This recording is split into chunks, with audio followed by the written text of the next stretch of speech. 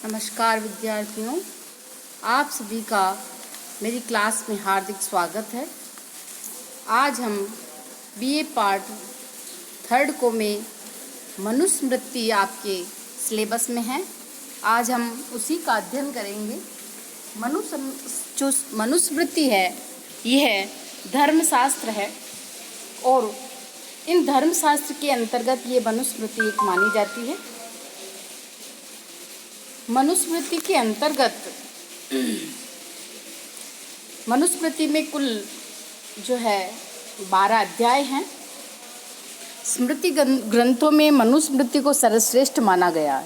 वैदिक काल में मनु नाम के एक राजऋषि हुए। मनु की संतान को ही मानव कहा जाता है।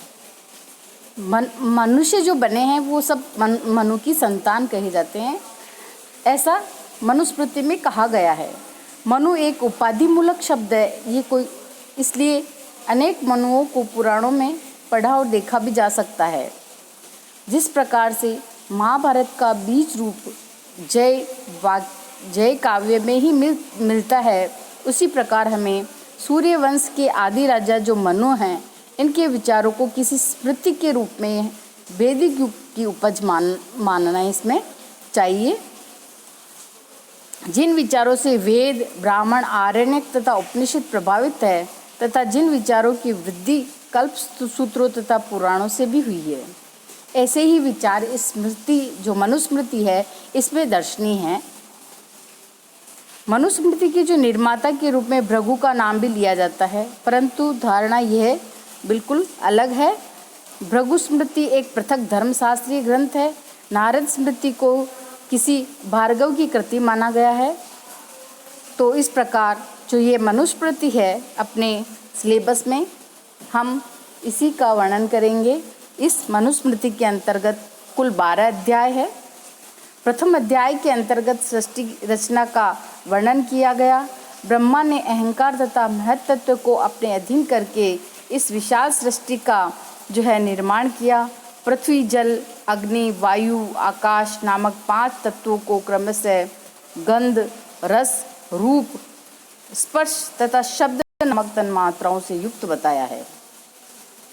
सृष्टि के निर्माण के पीछे ईश्वर की कामना को सर्वाधिक महत्वपूर्ण माना गया। इसी अध्याय में सृष्टि के 4 युग कौन कौन से हैं आपको पता ही है। सतयुग, त्रेता युग, फिर द्वापर है, फिर कलयुग है। तो इनका क्रम है, पहले सतयुग है, फिर उसके बाद त्रेता युग हुआ, फिर द्वापर युग हुआ, फिर कलयुग। इस प्रकार ये काल की अवधि इनका निर्णय किया गया और संपूर्ण सृष्टि में मानव को सर्वश्रेष्ठ जैविक रचना माना। ये वर्णन जो है ये मनुस्मृति के प्रथम अध्याय में है। दूसरा जो अध्याय है उसमें अभिवादन पद्धति पर प्रकाश डाला गया। अपने जो सिलेबस में है वह दूसरा अध्याय है, इसलिए इसका पूर्वक ध्यान रखना आप कि दूसरे अध्याय में क्या क्या चीज़ें हैं। एक अभिवादन पद्धति पर प्रकाश डाला। माता को पिता की अपेक्षा श्रेष्ठ बताया गया। इसमें माता पिता से अधिक गुरु को आदर दिया गया। ब्राह्मण की श्रेष्ठता ज्ञान से होती है और क्षत्रिय का श्रेष्ठता बल के ऊपर निर्भर करता है। वैश्यों को धन धान्य के आधार पर श्रेष्ठ बताया और शूद्रों में श्रेष्ठता का निर्धारण अवस्था के आधार पर किया। इस प्रकार जो है चारों वर्णों को अपने अपने कर्मों के अनुसार उनको बनाया। आचार्य और गुरु के पावन संबंधों को भी इसी अध्याय में स्पष्ट किया गया है, दूसरे अध्याय में ही। और सहनशीलता, वेदाभ्यास की महिमा, नित्य स्नान, तर्पण आदि को भी का सम्यक ज्ञान इस मनुस्मृति में दिया गया। माता पिता के आदर के विषय में मनु के अलग अलग विचार हैं। इसमें एक पद्य जो है वह प्रशंसनीय है, जिसको मैं पढ़ रही हूँ। यम माता पितरौ क्लेशम सहते संभवते नृणाम न तस्य निष्कृति सख्या कर्तु वर्ष सतैरपि। ये मनुस्मृति में माता पिता के आदर के विषय में एक श्लोक दिया गया है। इसी प्रकार जो है अन्य अध्यायों को समझना चाहिए। हमारे जो कोर्स में दूसरा अध्याय है, हम इसी के बारे में अध्ययन कर रहे हैं। इसका जो प्रथम श्लोक है वो इस प्रकार है।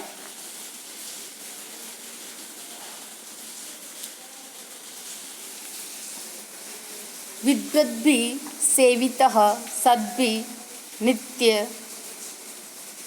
नित्यं द्वेषरागिभिः हृदयेन द्युनुज्ञातो यो धर्मस्तं निबोधतः। इसमें जो है मनुस्मृति के द्वितीय अध्याय का प्रथम श्लोक है। ये मुनि जो है वे यहाँ पे धर्म विषयक बात प्रश्न करते हैं और इसमें बताते हैं कि वर्णाश्रम के विषय में बताइए, इस सृष्टि की उत्पत्ति कैसे हुई और प्राणियों का जो देहांतरण कैसे हुआ आदि का ज्ञान दीजिए।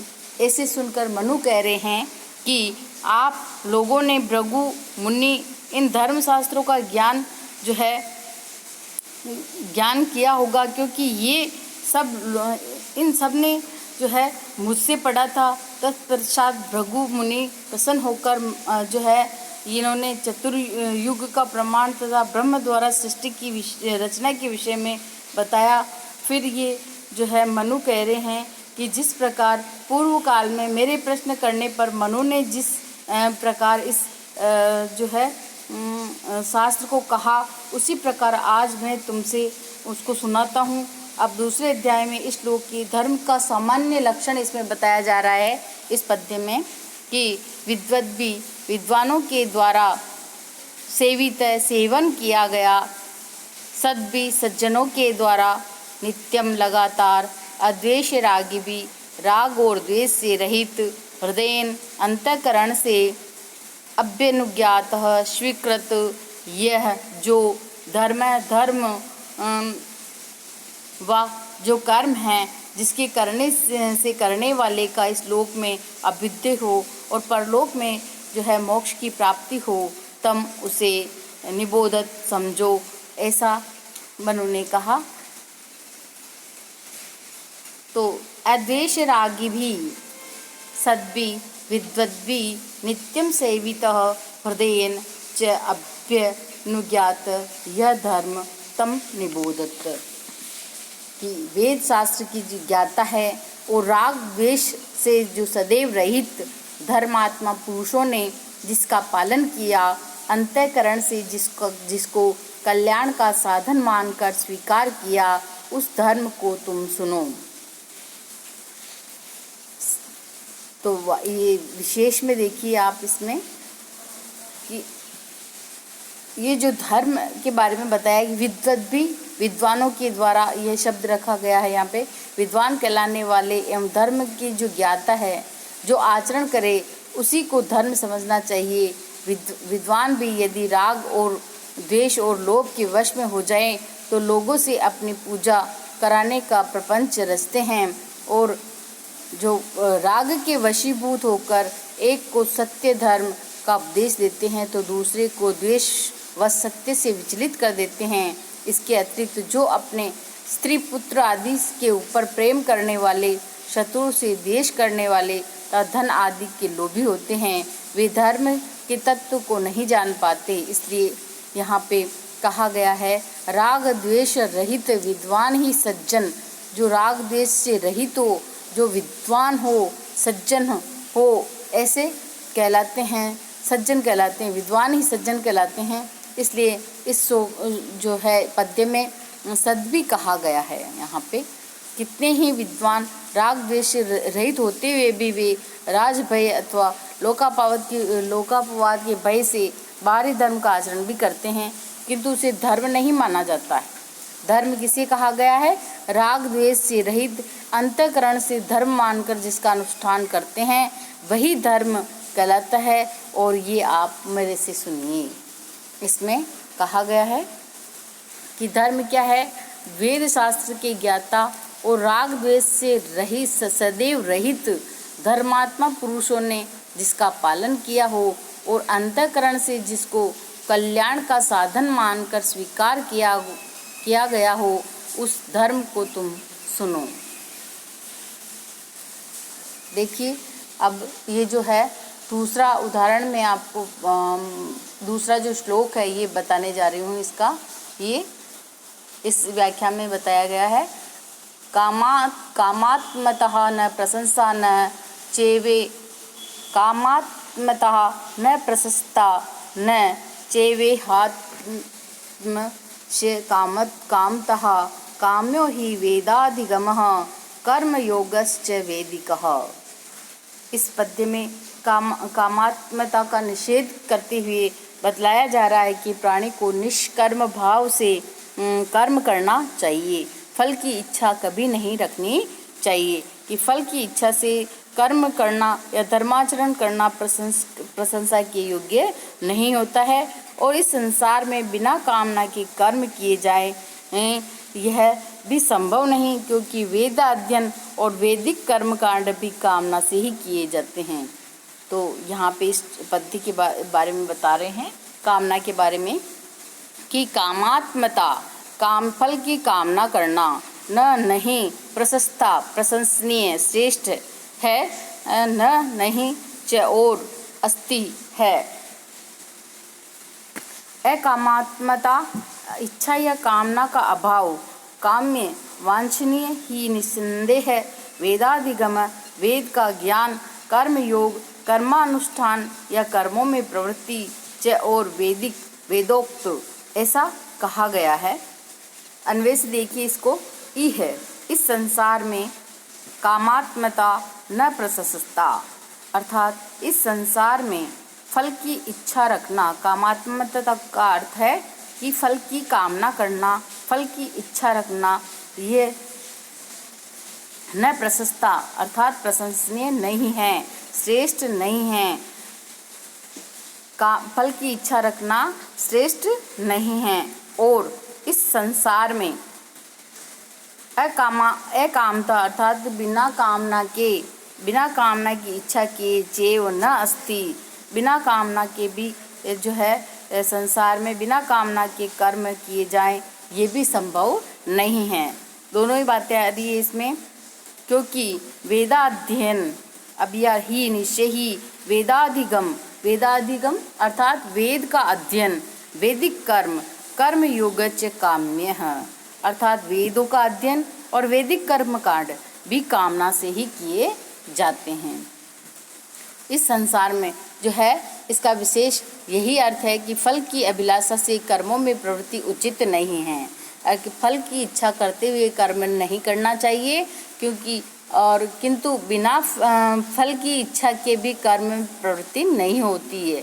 अतः वेद ज्ञान और वैदिक कर्म अनुष्ठान में अभिलाषा से भी प्रवृत्त होना चाहिए।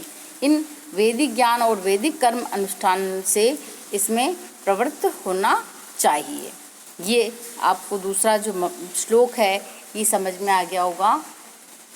अब इसी प्रकार जो इसका तीसरा श्लोक है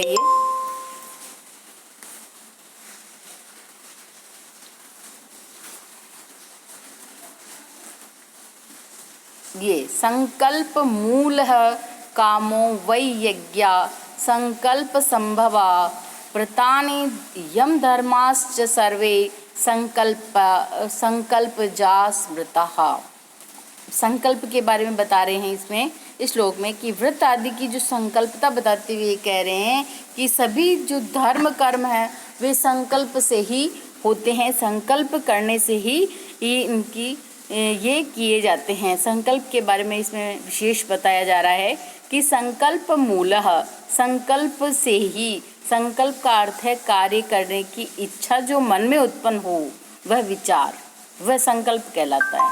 किसी भी काम को करने का जो विचार होता है कि मैं कल ये काम करूँगा, ये संकल्प लेना ही कि क्या किसी भी काम को करने की जो इच्छा मन में उत्पन्न होती है वह संकल्प होता है कि मैं ये इस उद्देश्य से, इस विचार से ये कल काम करूँगा, ये संकल्प है। तो काम की इच्छा वही सचमुच में यज्ञ संकल्प संभवा, संकल्प से उत्पन्न होने वाले हैं। व्रतानि नियम यम धर्मा, अहिंसा आदि जो नियम और धर्माचरण हैं वे चित्त को धर्म में स्थिर रखने वाले कर्मों का समाधान भी यम है। इस प्रकार जो ब्रह्मचर्य, दया, शांति, दान, सत्य, अकल्पता ईमानदारी और शुद्धता जिसे कहते हैं, अहिंसा, अस्तेय, चोरी न करना, माधुर्य और दम को भी यम कहा जाता है। च और सर्वे सभी संकल्प जा अर्थात संकल्प से जा यानी उत्पन्न होते हैं। स्मृता ऐसा इस मनुस्मृति में कहे गए हैं। इसमें वापस देखिए कि वै काम संकल्प मूलः, वै काम यानी जो इच्छा का मूल है वह क्या है, संकल्प है। संकल्प है, काम करना, ये इसका जो जड़ है वह क्या है, संकल्प है। मूल क्या है, संकल्प है। काम यानी इच्छा का जो मूल है वह संकल्प होता है। यज्ञ भी संकल्प से ही होते हैं। यज्ञ संकल्पा संभवाः, यज्ञ जो होते हैं वे भी संकल्प जन्य ही होते हैं। व्रतानि सर्वे यम धर्माच संकल्पजा स्मृतः, व्रतानि सर्वे सभी व्रत, सभी व्रत में सब आ जाते हैं। जो नियम है वे यम, नियम, आसन, प्राणायाम जो भी हैं, वो जो व्रत है ये भी धर्माचरण भी संकल्प से ही उत्पन्न होते हैं, ऐसा कहा गया है। तो यहाँ पे संकल्प जो शब्द है यह जो है महत्वपूर्ण बताया गया। वस्तुतः संकल्प कामना एवं इच्छा के बिना किसी भी धर्म कर्म में प्रवृत्ति नहीं होती। यज्ञ भी करते हैं तो पहले संकल्प करते हैं कि मैं कल इस टाइम इस समय मैं ये यज्ञ करूँगा, तो पहले संकल्प किया जाता है। तो संकल्प से ही यज्ञ भी संकल्प से ही उत्पन्न होते हैं, किए जा सकते हैं, ऐसे इसमें बताया है। वापस देखिए, वही निश्चय ही काम यानी इच्छा का मूल संकल्प मूल है, अर्थात संकल्प ही मूल है। यज्ञ जो है संकल्प संभवा, संकल्प से ही संभव होते हैं। व्रतानि सर्वै यम धर्माच संकल्पजा स्मृतः, अर्थात जो सारे व्रत हैं, यम, नियम, अहिंसा, असत्य, अस्तेय, परिग्रह, ये जो धर्म है, व्रत है, ये सब धर्म, ये सब क्या है, धर्म का आचरण भी संकल्प से ही उत्पन्न होता है। तो ये सब चीज़ें संकल्प से उत्पन्न होती है, ऐसा इस तीसरे मंत्र में आपको समझना चाहिए। चौथा जो मंत्र है वह है अकामश्च क्रिया काश्चित् दृश्यते नेह करहि चित् यद्विद कुरुते किंचित तत् कामस्य चेष्टितम्। अकामस्य बिना कामना, बिना इच्छा का, क्रिया काश्चित् कोई काम, दृश्यते दिखाई नहीं देता, दूर तक, नहीं यह यहाँ पर इस संसार में, कर ही चित कभी किसी समय, यह तत् जो भी कुरुते करता है वह जो है वे सब, अतः जो कुछ भी काम करता है वे सब कुछ भी थोड़ा या अधिक जो कुछ है वे तत् वह कामस्य कामना का चेष्टितम कार्य या व्यापार है। कि यह यहाँ इस संसार में अकामस्य काचित क्रिया कर ही चित, अर्थात इस संसार में कोई भी प्राणी बिना कार्य किए नहीं रह सकता।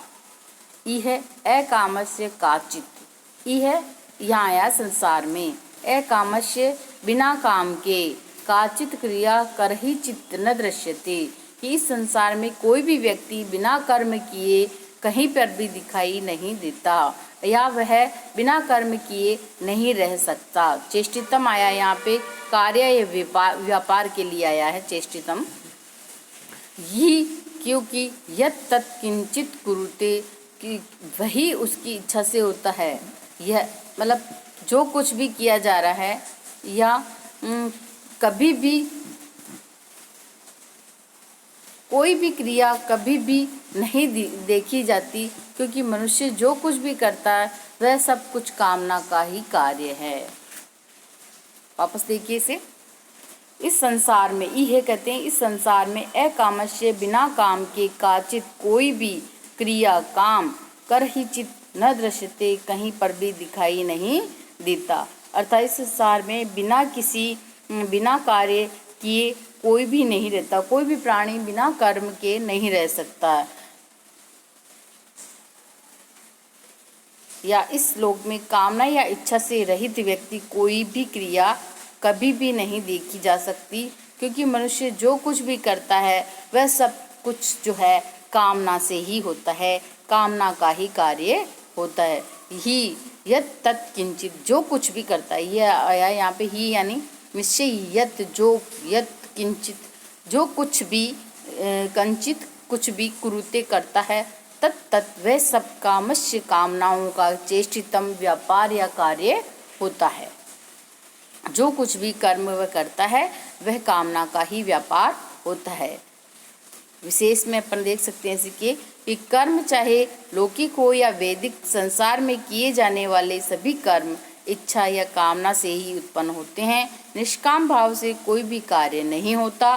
प्रत्येक छोटा या बड़ा कर्म फल की अभिलाषा से ही किया जा सकता है, ऐसा इस मंत्र में बताया गया है, चौथे में। अब देखिए पांचवा मंत्र।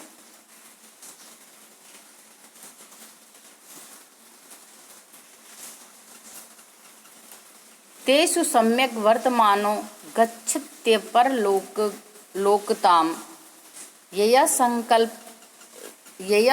संकल्पिताश्चेह सर्वान् कामान् समश्नुते ही। तेषु उन कार्यों में, इसमें भी जो है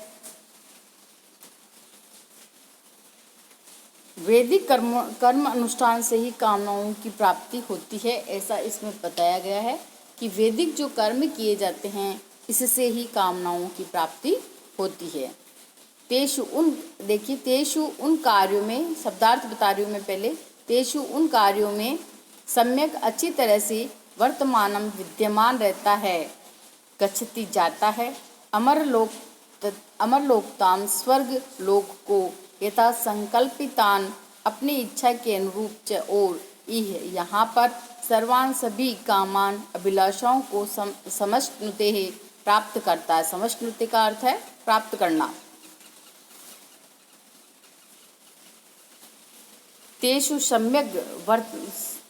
सम्यक वर्तमान अमरलोकताम, अर्थात उन शास्त्र विहित कार्यों में लगा हुआ जो व्यक्ति है वही देवलोक को प्राप्त करता है, और वह विचार किए गए सभी कामनाओं को भी प्राप्त कर लेता है।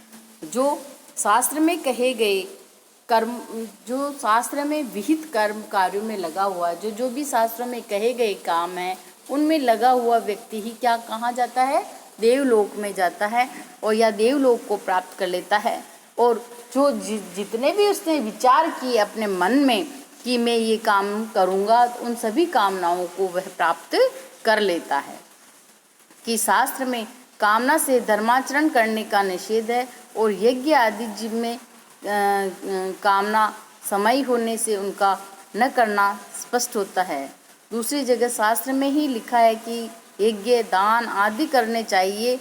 इस प्रकार के शास्त्र में जो कहे गए कर्म हैं इनको करता हुआ व्यक्ति जो है अग्निहोत्र आदि श्रोत्र कर्म वेद की आज्ञा मानकर करें, और ऐसा करने वाला व्यक्ति देवलोक को प्राप्त करता है। और किसी भी फल की इच्छा के बिना बोया हुआ आम का वृक्ष समय पर छाया और फल दोनों देता है। इसी प्रकार से निष्काम भाव से किए हुए कर्म स्रोत स्मार्थ कर्म भी समय समय पर कर्ता को यथोचित फल भी प्रदान करते हैं, ऐसा इस पद्य में कहा गया है। तो ये आपको समझ में आ गया होगा। अंतिम जो आज हम पढ़ने जा रहे हैं ये छठा वाला जो इसका श्लोक है, इसमें इस पद्य में भी जो है धर्म के बारे में ही बताया कि धर्म के कितने प्रमाण हैं, इनके विषय क्या है, ये इसमें बताया गया है। ये परीक्षा की दृष्टि से भी बहुत सी बार पहुंचा गया है, और इसे आप अच्छी तरह से ध्यान रख के पढ़ो। वेदो अखिलो धर्म मूलम स्मृतिशीले च तद्विदाम आचारश्चैव साधूनामात्म तुष्टिरेव च। वेदः ऋग्वेदादि अखिल संपूर्ण धर्म मूलम, धर्म का स्रोत है। स्मृतिशीले स्मृतियाँ और शील स्वभाव च, और तद्विदाम उसे जानने वालों की अर्थात वेदज्ञों की आचार आचरण च, और एव ही साधु नाम सज्जनों का आत्मन स्वयं की तुष्टि संतुष्टि एव ही च, और धर्म के प्रमाण के बारे में बताए। अखिल संपूर्ण वेद है, वेद शास्त्र तद्विदाम, वेद शास्त्र को जानने वाले के रचे हुए धर्म शास्त्र, वेताओं के मन की स्वाभाविक प्रवृत्ति, सज्जनों का आचरण और वेदज्ञ शिष्टों के मन का संतोष, ये सब धर्म के प्रमाण कहे गए हैं। क्या क्या चीज़ें हैं धर्म के प्रमाण? संपूर्ण वेद, अखिल वेद अर्थात संपूर्ण वेद और वेद शास्त्र, तद्विदाम और उनको जानने वाले, वेताओं के मन की स्वाभाविक प्रवृत्तियाँ, सज्जनों का आचरण, साधु नाम आया यहाँ पे, सज्जन व्यक्तियों का आचार यानी आचरण, च एव आत्मन है वेदज्ञ या शिष्टों के मन का संतोष, तुष्टि संतोष, एव च धर्म मूलम, ये सभी धर्म के प्रमाण हैं, धर्म के मूल है। संपूर्ण वेद शास्त्र को जानने वाले के द्वारा रचे गए जो धर्म शास्त्र हैं, वेताओं के मन की जो स्वाभाविक प्रवृत्ति है वह, और सज्जनों का जो आचरण है वह, और वेदज्ञ शिष्टों के मन का जो संतोष है वह। आ गया समझ में? वापस देखिए, संपूर्ण तो वेद है, वेद शास्त्र को जानने वाले के द्वारा रचाया गया कौन? धर्म शास्त्र, वे भी वेद के मूल हैं, और वेताओं के मन की स्वाभाविक प्रवृत्ति वह भी मूल है, और सज्जनों के द्वारा आचरण या वेदज्ञ शिष्टों के मन का संतोष, ये भी धर्म के प्रमाण कहे गए हैं। इनको एक बार वापस आप पढ़ना, अगली जब क्लास होगी तब मैं इसको वापस बताते हुए आगे जो है 7वां श्लोक पढ़ाऊँगी। आज के लिए इतना ही, धन्यवाद।